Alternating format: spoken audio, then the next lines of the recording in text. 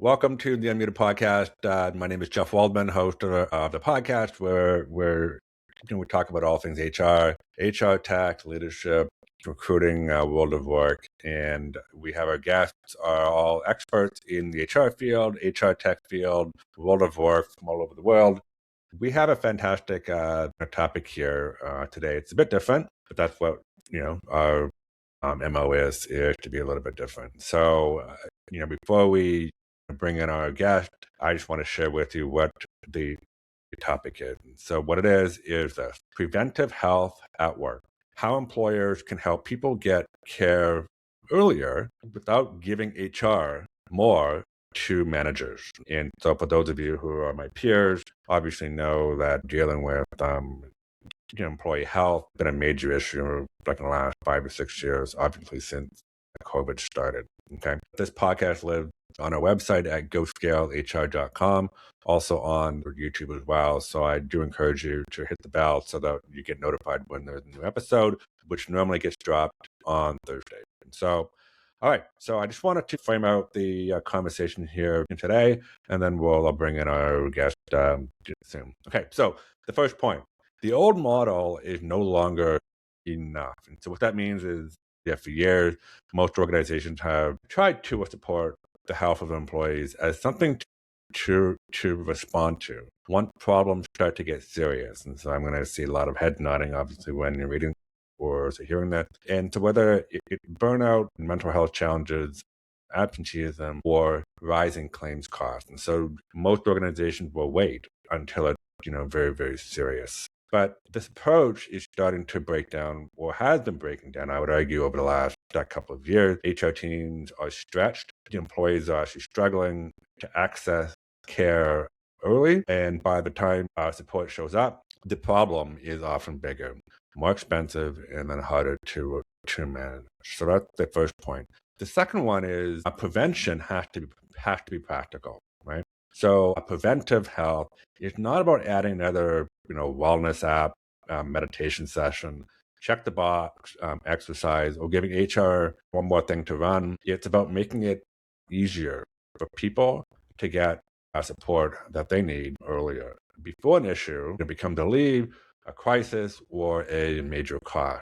That can mean better access to care, stronger mental health support, and a benefits experience that is simple to use and also simple to manage. And so today we're going to explore what that actually looks like in practice and how companies can do it without creating more burden for the already stretched HR team. And so I just said quite a bit there, and I think it's really, really important. But this episode is not about me. It is about our guest. And so I just want to welcome Jacob Batist to the Unmuted Podcast. So welcome, Jacob. Thank you, Jeff. It's good to be here. Fantastic. So, all right. So we're going to dive right into our topic. Before we do, I just have to say, Jacob's actually one of my favorite first names because my son is also Jacob. So shout out to all of the Jacobs out there. Yeah, so thumbs up on that one. All right. So maybe you want to give our audience, a bit of a overview of what you do. Yeah. So shout out to all the Jacobs out there. Great name. I lead growth for a company called Allen. And Allen is the first health insurance company to launch in Canada in 70 years. Just kind of putting that into the frame of mind for people here is that, in a country full of oligopolies, health insurance and insurance for that matter is not spared from that. What does leading growth mean for a new health insurance or trying to grow against incumbents? Well, really my job is about helping employers think about employee health in a more practical way. So I spend a lot of my time speaking with HR leaders, speaking with founders, and with operators about what's not working today in their works. So where are employees getting stuck when it comes to benefits and accessing benefits? Where does HR get overloaded with managing and administering those benefits? Why is it still so hard for people to get care and the care that they need early and actually use the support they already have in a way that is both practical for themselves and a good fiduciary responsibility of the business? So the lens that I bring to this conversation today is really about I care about making employee health and the support there much more simple, much more easy and easier to use, really, without turning this into an HR exercise where they become, a healthcare administrator, because that's, the last thing that an HR rep at a company needs. Yeah, thank you for that. And I mean, obviously, this has been a problem that I think has been plaguing the Canadian business community, you know, for decades. And obviously, it's very different than like in the U.S. Obviously, and it's really quite astounding that you're the first company in a 70-year. I mean, to me, is just nuts. So I have a quick question about Alan. Where did the actual name come from? Good question. So the co-founders of the company. So the company is a French-based company based in Paris, with offices in Belgium, Spain, now Canada, and expanding into other international markets. The name came from two of our two co-founders of the organization. Both at the time they joined forces and were working on this business. One was reading a book about Alan Turing, and the other one was reading a book about Alan Watts. So two very influential figures in the field. And they both kind of had the serendipitous moment where, being able to honor the legacy of both these great pioneers in their field, let's call the company something that is pretty accessible. Alan. Great, love it. Fantastic. Okay, so you know what? Let's dive into our topic, okay? So I've got a couple questions here for you. I think the first one is a good one to start off this conversation. And so here is the first question. What does a reactive health strategy look like inside most companies today? And where does it break down for both the employee, but also HR team? Yeah. A reactive health strategy. So what does that look like inside most organizations today? It usually looks like support showing up late. It looks like somebody already being burnt out, somebody already taking the time off work, absenteeism rising, chronic issues getting worse, mental health issues getting more serious. And only then the company steps in and tries to solve for it. That's what reactive healthcare looks like. And really by that point, it's harder on the employee, and it's more expensive for the employer to be able to enact programs, to enact initiatives that will help towards improving the health of that employee. So ultimately, who's left holding the bag is HR. They're the ones who have to be responsible and are accountable to making sure that this kind of runs properly or is dealt with accordingly. So, and HR is already handling hiring, they're handling performance, compliance, other employee issues that, like, when we ask them to stitch in a health program on top of everything else, that's where it really breaks. Like that's where the model's breaking down. It's like, this is a side of desk thing for HR. When everybody's accountable, kind of nobody's accountable, and it turns up often being held by HR, the bag being held by them. So reactive means being kind of stepping in too late and asking too much from already these stitched teams that the model breaks down. We're seeing how serious this has become. Sun Life recently did a study about how serious mental health was as in terms of as a diagnostic category. It's the leading diagnostic category for long-term disability claims. So that is not changing. It's just become more revealed, more understood, made more well aware. But that doesn't mean because we know it now, we can just continue to push forward the way we are right now. Yeah, I want to ask just a follow-on question, because obviously I was a former HR leader, right? And I've acted for almost 25 years, and I've worked with small companies, mid, large, all of it. And one of the biggest problems in Canada is that, I'll just throw it out there, is that it's a really sensitive issue when you're dealing with health, because, because you start venturing into private matters of the employee, okay?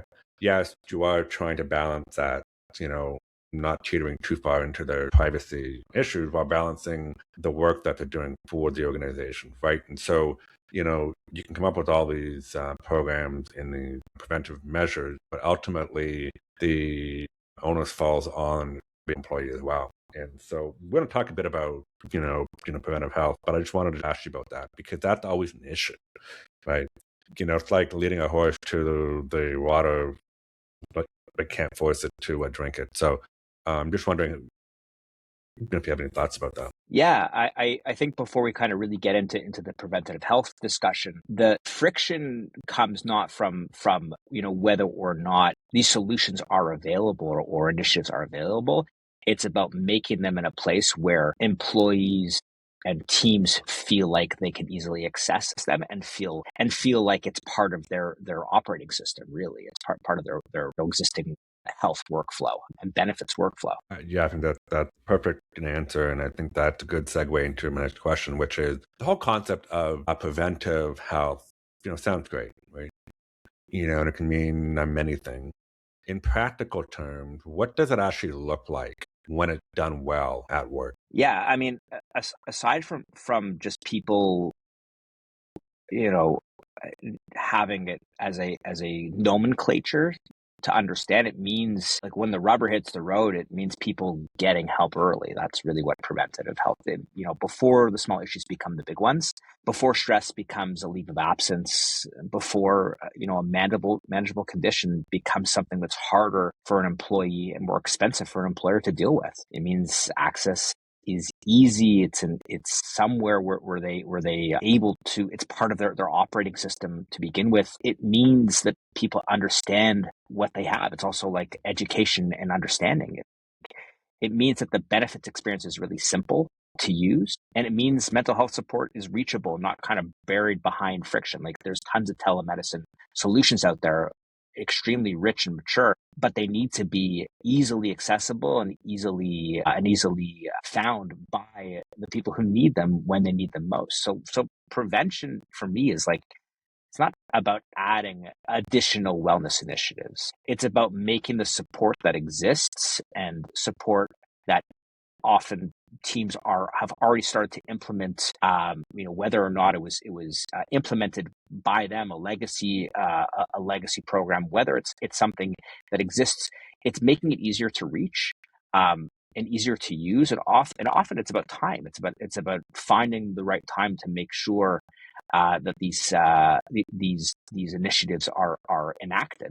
The system becomes reactive by definition if people can't get the support that they need when they need it. So making sure that you kind of cater towards the lowest common denominator in all this, that's how you make it kind of really preventative. Yeah, I remember when I was practicing HR, and it was always a bit of a challenge because when someone needed something, they really had no clue where to find it, first of all. And then if they did find it, they didn't really know sort of how to access it.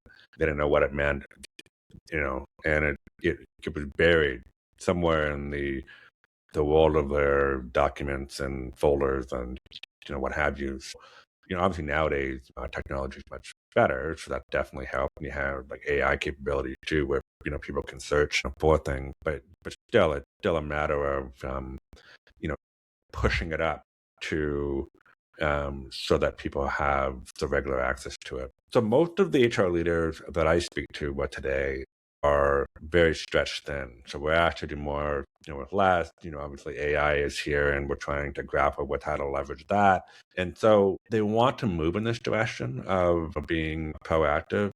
Where would they start if they want to improve preventive health support, but not taking on just another program to manage?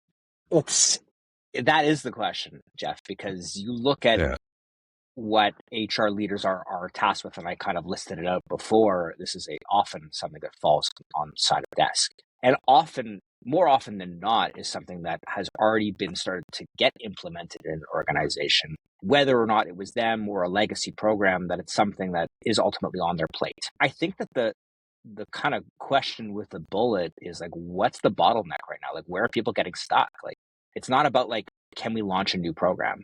To me, it's not about like, what can we do to double down on? It's like, where are we at right now and where are people getting stuck? So like, I found that the biggest points of friction, there's kind of 3 buckets in my discussions. First one is that, people can't get care early enough, and therefore they don't know, they kind of go elsewhere, or they deal with it in silence. 2, they don't know what support they have. So, not being able to make it easily understandable and accessible. And 3, the support exists, but it's too hard to use. So it could be a legacy system. It's something that does exist, with good intention, but it's just, too clunky. So in those 3 buckets, you solve for one of those problems first. That's the way you kind of like take that first step. And it's not a light switch, Jeff. It's a dimmer. Like, you need to kind of take those steps So the expectation that you're going to, solve one problem and it's going to fix everything. No, you have to kind of take a dimmer approach, have that bias towards solutions that are built into an employee experience. I've found that to be a real a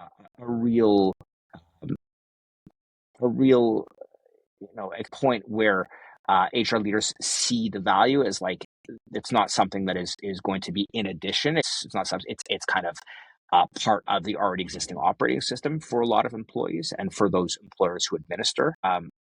I think that when you have something that HR has to consistently remind people about what to do, and they have to manage manually, it becomes it's a bit of a futile exercise, to be honest. Like, if you have HR running a campaign forever about how this program works, or to increase adoption of this program, it's not going to last.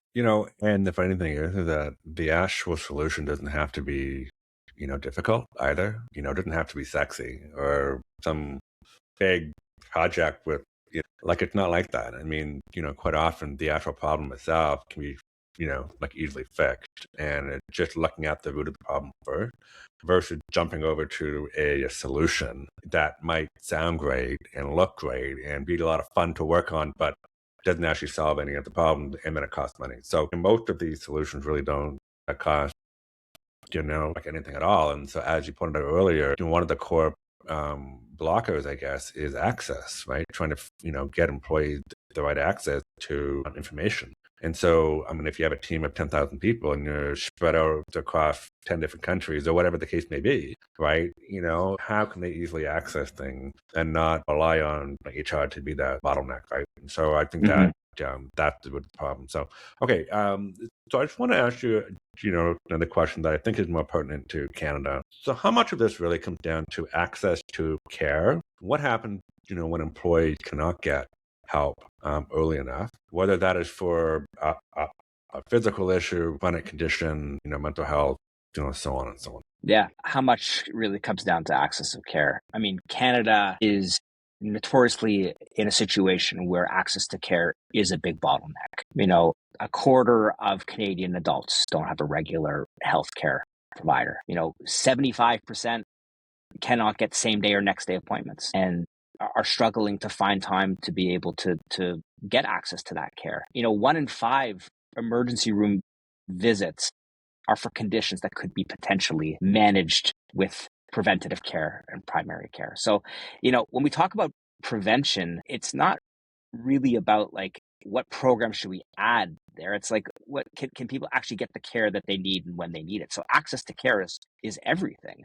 It helps turn a manageable issue. Well, I mean, it turns a manageable issue into time away from work, which is costly to a business.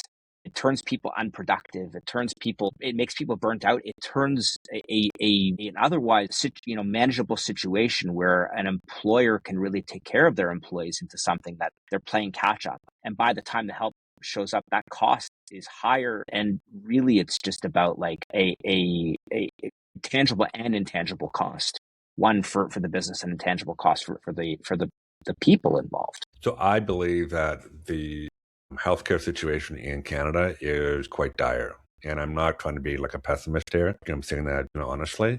And I know many people who have said, what, I'd rather spend more money and actually go somewhere to the US. So whether that be in Buffalo, if you're in Toronto, if you're out of Vancouver, you go to Bellingham, Washington, doesn't matter, or just elsewhere. A question on that. So fixing that is not an overnight solution, obviously. How do you see things like telehealth, like video platforms and stuff sort of coming into the fray? Because I actually love them because, because A, they're actually accessible. B, you can sort of solve that problem of not being able to actually, get an appointment. So like my doctor, for example, 2 weeks is probably like a minimum amount of time. But then if I have something that is sort of something that I can access easily from home, so how do you feel about that new niche or market coming into play? Yeah. So Jeff, telehealth is an amazing tool for accessibility.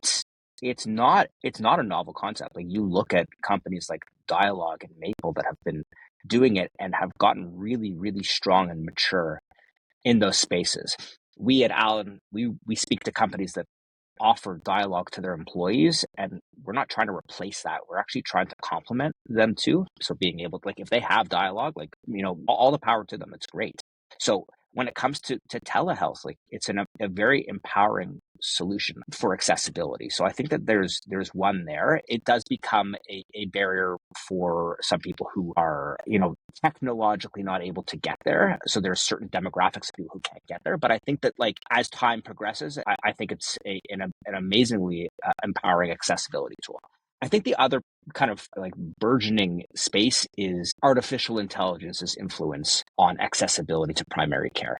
I'm not even talking about, chat GPT health in that space. I'm just talking about this area where people are becoming more and more accepting, and it's becoming more and more ubiquitous to have chat bots and this idea of working and sharing information with large language models to be able to help them solve problems that only naturally that's going to move more, and it has moved more into that as a solution for primary care and access to primary healthcare.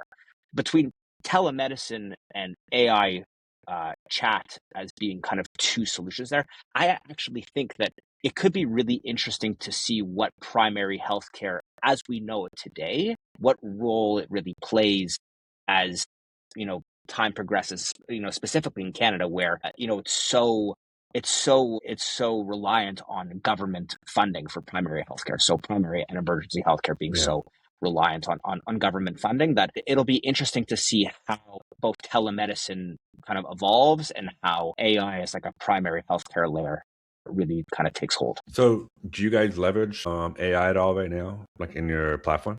We do. Certainly in France, we are offering a full AI solution as a primary health care physician. And what that means is that in the back end, there is a Rolodex of primary care physicians and MDs reviewing thousands and thousands and thousands of chats with patients between the model and the patient to be able to make sure that everything is validated. But ultimately, yes, it is very much picking up internationally. We anticipate being the first to offer the solution of this kind in Canada when we launch it. So we're very bullish on that, which is not something that I think is that surprising. It's kind of intuitive when you think about it. As I mentioned before, being able to offer access to care through a large language model solution, I think is becoming more and more acceptable. I would love to see that in Canada. My concern is whether or not our current system, which is obviously publicly funded and public,